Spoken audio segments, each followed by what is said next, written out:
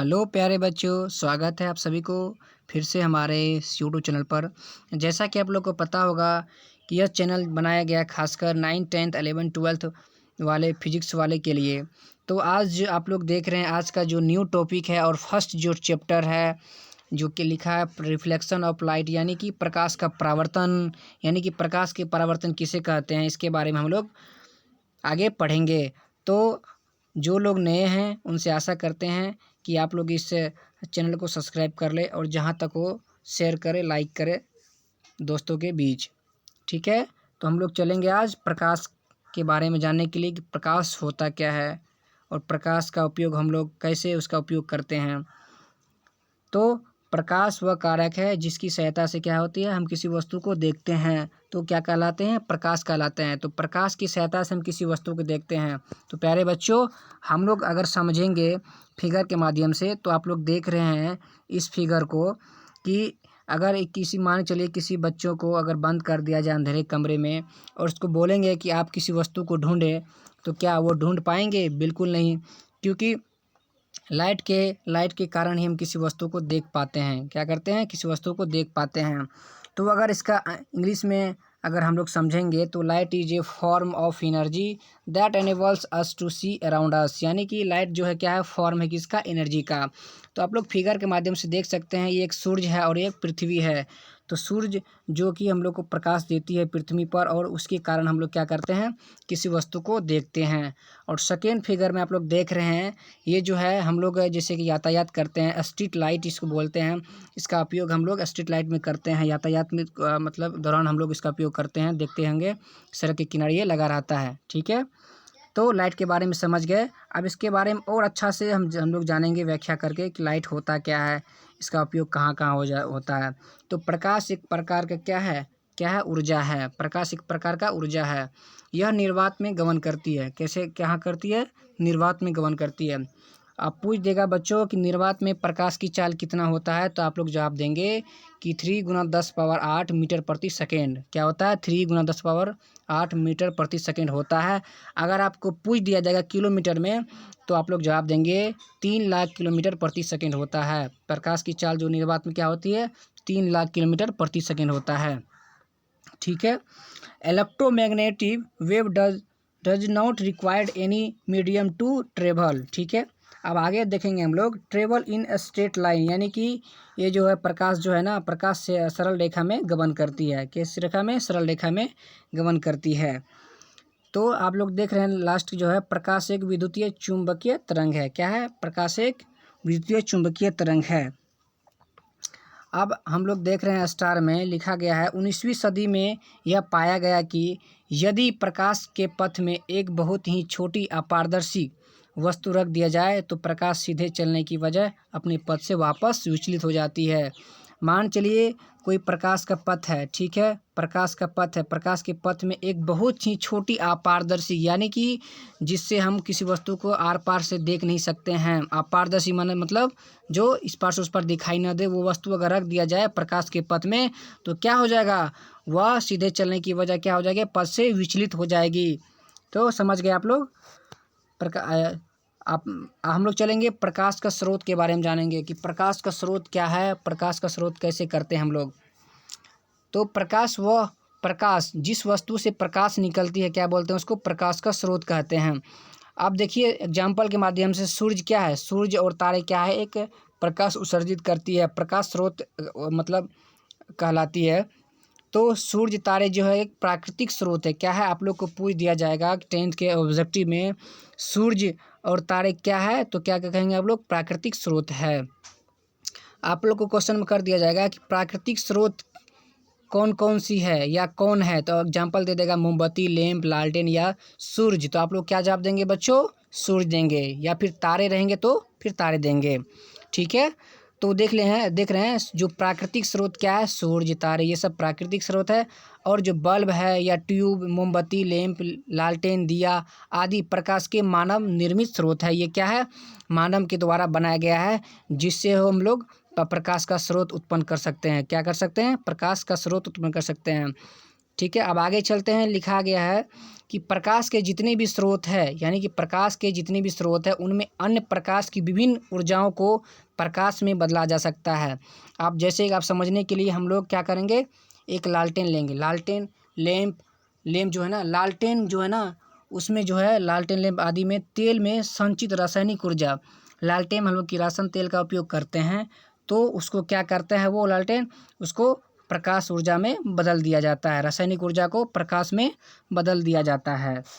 तो इतना समझ गए। अब हम लोग चलेंगे, दीप्त वस्तु क्या किसे कहते हैं, ल्यूमिनियस ऑब्जेक्ट्स किसे कहते हैं। तो वे वस्तु जो प्रकाश उत्सर्जित करते हैं, क्या, वे वस्तु जो प्रकाश उत्सर्जित करते हैं प्रदीप्त या दीप्यमान वस्तु कहलाते हैं।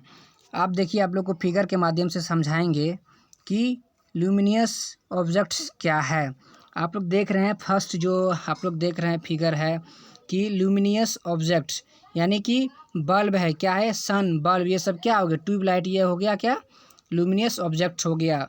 ठीक है। आप लोग सेकेंड फिगर देख रहे हैं, एक ट्री है और ट्री के पीछे जो सूरज का प्रकाश है, वो मतलब सूरज के प्रकाश के माध्यम से हम लोग ट्री को देख रहे हैं, तो सूर्य क्या हो गया, ल्यूमिनियस ऑब्जेक्ट हो गया, और ट्री क्या हो गया, नॉन ल्यूमिनियस ऑब्जेक्ट हो गया। समझ में आ गई। तो हम लोग आगे चलते हैं अब। तो जैसा कि आप लोग देख रहे हैं, अब इसके बाद है क्या है, अप्रदीप्त वस्तु। अप्रदीप्त वस्तु किसे कहते हैं, वे वस्तु जो स्वयं को प्रकाश उत्सर्जित नहीं करती है, अप्रदीप्त वस्तु कहलाता है। आप लोग को बताए ना कि पेड़ के पीछे सूरज है और सूरज के माध्यम से हम लोग किसी को, पौधे या वृक्ष को देखते हैं, जैसे कि इस एग्जाम्पल में दिया हुआ टेबल, कुर्सी, पुस्तक, पौधे, यानी कि ये सब क्या हो गया, अप्रदीप्त नॉन लुमिनियस ऑब्जेक्ट्स हो गया। ठीक है। अब देखेंगे, हम लोग पढ़ेंगे आगे कि परिकिरण के बारे में पढ़ेंगे। स्कैटरिंग यानी किसे कहते हैं, तो उसके बारे में जानेंगे। प्रकाश जब सूक्ष्म कणों पे पड़ता है, सूक्ष्म मतलब होता है प्रकाश जब सूक्ष्म कणों पे, छोटा कण उस सूक्ष्म कणों पे पड़ता है, तो वे कण उन पर पड़ने वाले प्रकाश की कुछ ऊर्जा को अवशोषित कर लेता है, यानी कि ऑब्जर्व कर लेता है, कर फिर उसे चारों ओर विकिरित कर देते हैं, तो उसे हम उस प्रक्रिया को परिकिरण कहते हैं।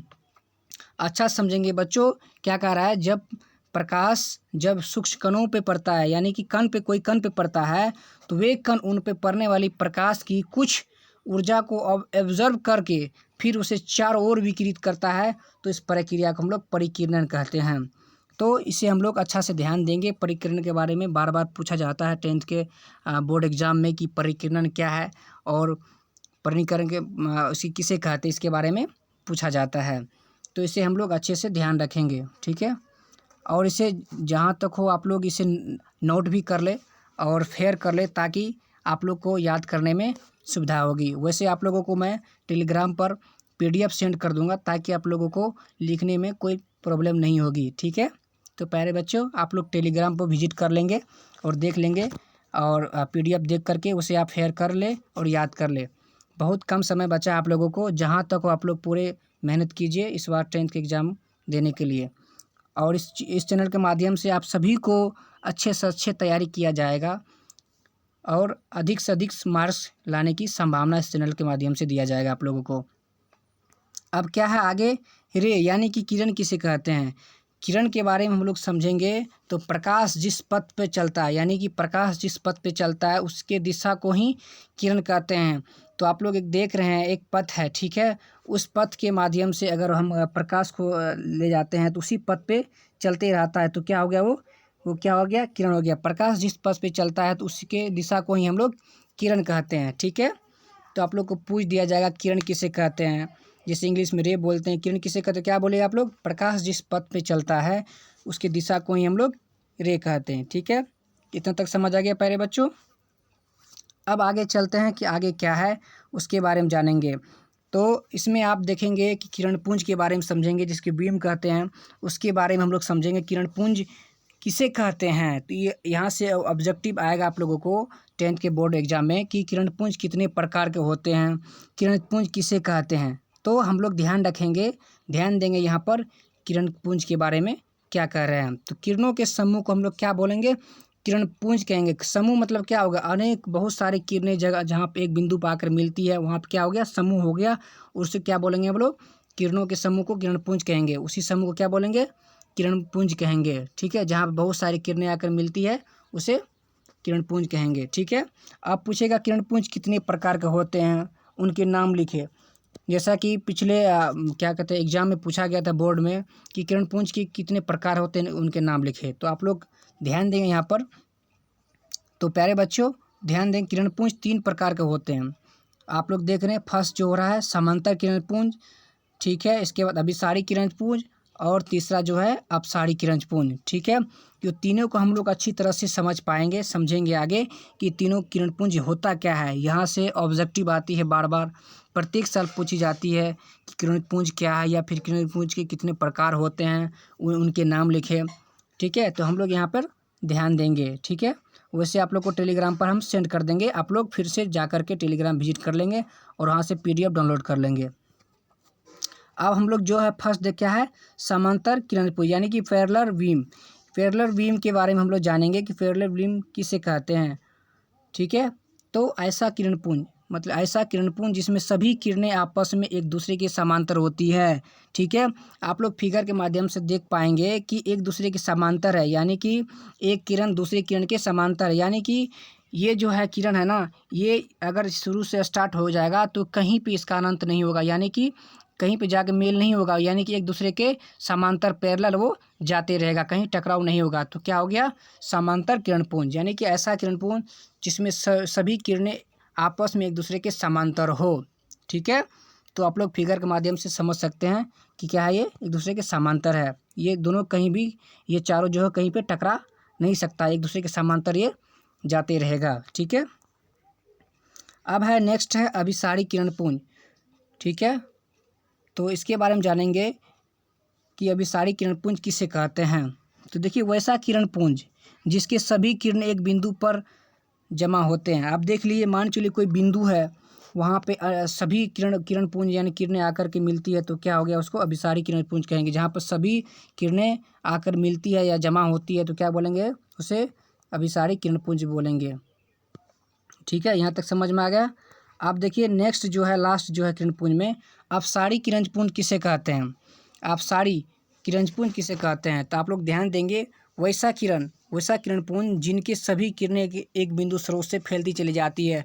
सपोज एक किरण है, एक किरण है, बिंदु है, उस बिंदु से यानी कि अत्र तत्र यानी जैसे तैसे हो मतलब किरण जो है फैलती चली जाती है। ठीक है, आप लोग फिगर के माध्यम से देख सकते हैं कि बिंदु है, बिंदु से अपने मतलब चारों तरफ जो है बिंदु स्रोत से फैलती चली जा रही है, तो इसे क्या बोलेंगे, अपसारी किरणपुंज।